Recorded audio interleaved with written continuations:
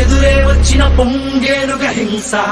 ఏ చినుకుకి తనువే తడవని ఆకాశం వలస, ఏ శక్తికి తననే వంచని ఈ శిఖరం వరస, ఈ ఒక్కడు రా చీకటిలో నాటిన దీనుల రక్ష, ఓ మిత్రుడికే ఇచ్చిన మాటకు బహుశా ఆ సత్తువకే తోడుగా ఆవేశం దాచిన హంస, ఆ రక్తములో ఉధృతి ఓ